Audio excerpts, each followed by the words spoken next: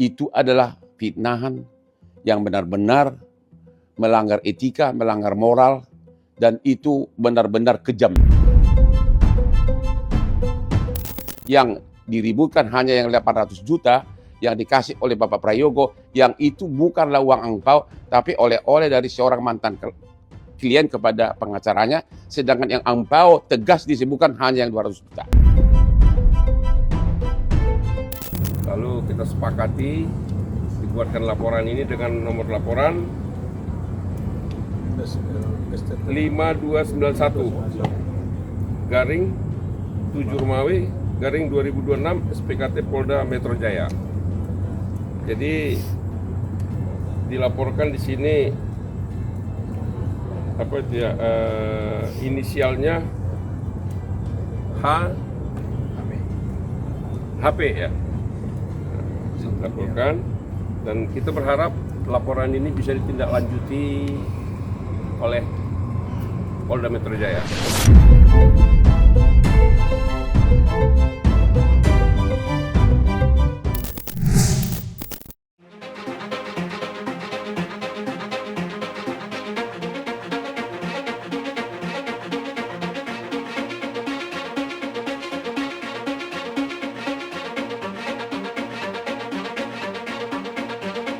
Polemik yang menyeret mantan Jampitsus Febri Adriansyah kini semakin memanas dan ikut dibumbui drama yang melibatkan kuasa hukumnya, Hotman Paris Hutapea. Sorotan publik pun tak lagi hanya tertuju pada perkara hukumnya, tetapi juga pada perubahan sikap Hotman yang dianggap bertolak belakang dengan pernyataannya di masa lalu. Sempat melontarkan sindiran terhadap kasus yang menyeret Febri, kini Hotman justru resmi berdiri sebagai kuasa hukum sang mantan Jampitsus. Perubahan sikap itu sontak memicu gelombang kritik dari berbagai kalangan, termasuk para aktivis. Puncaknya terjadi kemarin ketika kantor Hotman Paris didatangi massa yang mengatasnamakan diri sebagai aktivis Koneksian. Mereka datang secara beramai-ramai untuk menyampaikan aspirasi sekaligus melontarkan protes atas langkah hukum yang diambil sang pengacara. Dalam aksi tersebut, massa menyuarakan 3 tuntutan utama, yakni 1. Tolak pembodohan publik dan narasi sesat advokat Hotman Paris. 2. Hukum harus berdasarkan bukti, bukan pamer kekayaan dan sensasi. 3. Tegakkan hukum, basmi advokat pembela koruptor perusak NKRI. Yang pertama, benar bahwa hari ini Pak Febri sudah tanda tangani surat kuasa. Ya. Yakin nih Bang, Tahan Bang, tahan. Ada 2 tim kuasa hukum, nanti saya kasih tahu. Ini dari tanda tangan beliau, hari ini tanggalnya. Ya. Tahan Bang. 25 tahun sebagai pengacaranya Prabowo. Semua perkara besar dia, termasuk adiknya Hasim, saya yang pegang. Walaupun waktu dia menteri kehakiman, waktu Menhan pun saya sering diminta tanpa dibayar. Waktu saya di Singapura, saya kan operasi saraf kejepit. Jadi saya benar-benar nggak bisa bergerak karena 2 hari harus tuh. Saya melihat benar-benar saya merasa miris. Karena apa? Jampitsus itu adalah yang dibanggakan oleh Presiden Prabowo karena dengan dia mendapatkan, negara mendapatkan sebagai Satgas PKH 300 triliun. Kemudian dalam 1 tahun. Kemudian pengembalian kerugian negara dapat 130 triliun. Sudah 430 triliun kembali dibanggakan oleh Presiden. Bayangin orang yang kebanggaannya Presiden tiba-tiba dikriminalisasi, bahkan tanpa pamit sama Presiden. Karena waktu saya di Singapura saya bikin akun bahwa nggak mungkin Presiden nggak tahu, ternyata nggak. Itu 430 triliun. Lu bayangin coba, disitulah saya merasa marwah dari klien saya yang sampai sekarang hubungan baik, saya merasa tertantang. Walaupun saya namanya jadi sedikit karena 90% follower saya biasanya semua kasus viral yang melanggar hak asasi gua yang pegang gratis.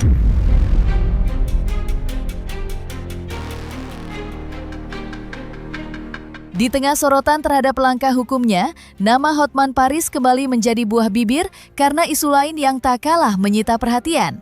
Pengacara kondang itu diduga tengah diterpa konflik internal dengan putra sulungnya, Frank Alexander Hutapea. Polemik tersebut mencuat setelah beredar unggahan yang diduga dibuat Frank yang berisi sindiran pedas kepada sang ayah. Dalam unggahan itu, Frank diduga menyinggung keputusan Hotman menerima kuasa sebagai pengacara Febri Adriansyah yang disebut-sebut hanya demi membangun pencitraan. Tak berhenti di situ, Frank juga melontarkan tudingan lain yang lebih mengejutkan. Ia bahkan menyebut sang ayah diduga mengambil angpau saat pesta pernikahan putra bungsunya, Fritz Hutapea. Halah kebanyakan pencitraan Fritz merit aja angpaunya, lo ambil ala-ala gak mau duit, ucap Frank. Yang membuat situasi semakin menarik, adik Frank Fritz Hutapea justru ikut angkat bicara. Fritz bahkan membenarkan isi unggahan yang disampaikan sang kakak, sehingga pernyataan itu semakin menyita perhatian publik. Benar, saya terima hanya 200 juta dari Pak Prayogo, tapi sisanya angpau di pesta Jakarta itu, saya tidak terima dan tidak diinfokan sampai saat ini, ungkap Fritz. Sontak aksi kedua putranya itu pun tak luput dari perhatian Hotman Paris. Setelah namanya terus menjadi sorotan akibat polemik yang berkembang, Hotman akhirnya buka suara dan memberikan tanggapan terkait berbagai pernyataan yang dilontarkan oleh kedua anaknya. Klarifikasi di medsos seolah-olah Hotman mengambil uang angpau dari anak waktu kawinan yaitu Pris. Kamu semua akan terkejut betapa baiknya seorang bapak. Beberapa hari sebelum acara resepsi nikahan Fritz, konglomerat Prayogo Pangestu memanggil Hotman dan Fritz ke kantornya. Dan pada saat itu, Bapak Prayogo Pangestu sudah menyediakan 2 box, 2 kotak yang berbeda yang isinya uang. Kotak pertama 200 juta isinya oleh Bapak Prayogo dan sekretarisnya diserahkan kepada Fritz dan disebutkan ini angpau dari Bapak Prayogo kepada Fritz, yaitu 200 juta. Sedangkan kotak kedua diserahkan ke Hotman isinya 800 juta karena beliau itu adalah mantan klien saya. Ya, jadi sekali lagi angpau itu hanya 200 juta, tegas itu disebutkan itulah angpau dari Pak Prayogo Pangestu. Itulah yang dituduh seolah-olah yang 800 juta pun saya ambil. Padahal itu adalah oleh-oleh dari mantan klien kepada mantan pengacaranya dan tegas diucapkan itu dalam pertemuan tersebut. Yang diributkan hanya yang 800 juta yang dikasih oleh Bapak Prayogo, yang itu bukanlah uang angpau tapi oleh-oleh dari seorang mantan klien kepada pengacaranya, sedangkan yang angpau tegas disebutkan hanya yang 200 juta. Secara hukum adat Batak harusnya seluruh angpau itu diambil oleh orang tuanya. Tapi saya mengatakan kepada istri kasih semua, sehingga seluruh uang angpau dari Fritz dan dari relasi-relasi saya yang semuanya pengusaha diserahkan kepada Fritz 100%. Demikian juga nikahan dari Frank yang nikah di hotel sangat mewah, 100% uang angpaunya diserahkan kepada Frank, tidak ada satu perak pun yang dipersoalkan. Nampaknya unek-unek yang dilontarkan Frank Alexander bukan sekadar luapan emosi sesaat. Setelah lebih dulu menyinggung dugaan pencitraan sang ayah di media sosial, Frank kembali membuat publik tercengang dengan menyeret nama asisten pribadi Hotman Paris, Benny Jana. Tak main-main, melalui unggahannya, Frank bahkan menyinggung dugaan keterlibatan Benny dalam kasus yang disebutnya sebagai praktik makelar perkara di pengadilan. Benny Jana harusnya ini ditangkap KPK makelar kasus di pengadilan, tulis Frank dalam media sosialnya. Seolah berada di pihak yang sama dengan sang kakak, Fritz Hutapea juga ikut menyoroti sosok Benny Jana. Lewat pernyataannya, Fritz mengungkap kembali kisah lama yang sempat menjadi perbincangan. Ia menyebut Benny pernah dituding oleh keluarganya sendiri sebagai sosok yang menjadi racun di lingkungan kantor Hotman Paris. Hei Aspri, ingat gak lu dulu pernah difitnah-fitnah keluarga gua dari jadi racun di kantor, makan itu karma sekarang, ujar Fritz. Rentetan pernyataan dari kedua putra Hotman Paris itu pun sontak memunculkan tanda tanya besar di tengah publik. Sebenarnya apa yang sedang terjadi di balik hubungan keluarga pengacara kondang tersebut? Apakah semua ini hanya kebetulan yang kemudian berkembang menjadi bola liar, atau memang ada konflik internal yang selama ini tersimpan rapat dan kini mulai terkuak ke permukaan? Itu adalah fitnahan yang benar-benar melanggar etika, melanggar moral, dan itu benar-benar kejam. Biar kamu tahu, pertama kali Nurbeni atau Beni berkenalan dengan mantan Jampitsus adalah pada saat pemeriksaan pertama BAP, ya, yaitu hari Jumat minggu lalu. Tanggal berapa itu? Ya, hari Jumat, ya. Tanggal berapa?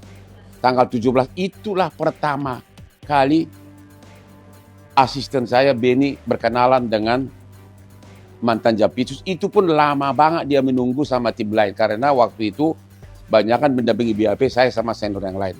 Itulah hari pertama Nurbaini ketemu, salaman, bahkan nama Nurbaini pun tidak diucapkan karena waktu itu saya bawa tim pengacara cukup banyak. Jadi sekali fitnahan, foto-foto yang menyatakan bahwa seolah-olah Nurbaini adalah simpanan atau pasar dari mantan Jampitsus adalah dibuat oleh orang-orang yang tidak bertanggung jawab. Oleh orang-orang yang tidak bertanggung jawab yang merupakan fitnah. Semoga Tuhan memberikan pengampunan bagi orang-orang yang sangat kejam tersebut memfitnah asisten saya yang sudah punya anak 3. Sekali lagi, yang memfitnah tersebut akan dapat karmanya nanti di kehidupan berikut. Seolah belum usai diterpa berbagai polemik, Hotman Paris kembali dihadapkan pada persoalan baru. Kali ini sorotan datang dari Persatuan Wartawan Indonesia yang resmi melaporkannya ke Polda Metro Jaya. Laporan tersebut dipicu oleh pernyataan Hotman yang dinilai telah merendahkan profesi jurnalis dan memicu reaksi keras dari kalangan insan pers. Direktur Anti Kekerasan Wartawan PWI Pusat, Edison Siahaan, menilai ucapan Hotman bukan hanya melukai perasaan para jurnalis, tetapi juga dianggap merendahkan martabat profesi mereka.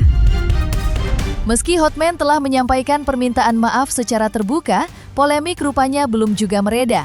Pasalnya, Edison menilai permintaan maaf tersebut tidak disampaikan dengan ketulusan, sehingga kontroversi ini pun terus bergulir dan semakin menambah daftar persoalan yang tengah membayangi pengacara kondang tersebut. Lantas, seperti apa klarifikasi Hotman Paris terkait ucapannya yang dianggap telah merendahkan profesi jurnalis itu? Pernyataan maaf dari saya Hotman Paris sehubungan dengan himbauan Persatuan Wartawan Indonesia PWI dan juga rekan-rekan wartawan lainnya. Dengan ini saya menyatakan maaf sebesar-besarnya atas pernyataan saya pada waktu konferensi pers di kasus mantan Jampitsus yang mengatakan, lu punya otak nggak sih? Namun perlu saya jelaskan yang dikutip oleh media hanya bagian akhirnya, tidak dikutip secara utuh. Kenapa saya mengucapkan begitu? Lalu kita sepakati dibuatkan laporan ini dengan nomor laporan 5291 garing 7 Romawi garing 2026 SPKT Polda Metro Jaya. Jadi dilaporkan di sini inisialnya HP ya, laporkan, dan kita berharap laporan ini bisa ditindaklanjuti oleh Polda Metro Jaya. Ini mungkin akan ditangani oleh Direktorat Cyber Crime ya. Nah, jadi mohon dukungan dari teman-teman terus mengawal kasus ini karena ini juga menyangkut menjadi profesi kita wartawan yang diperlakukan bahkan dilecehkan sedemikian rupa seperti apa yang beredar video di kawan-kawan juga mungkin sudah beredar videonya ya. Nah, semoga atas dukungan teman-teman kasus ini bisa sampai ke proses pengadilan. Pasti kita pengen kan ekspresi mengedepankan estetika disampaikan. jelas tadi mendengarkan.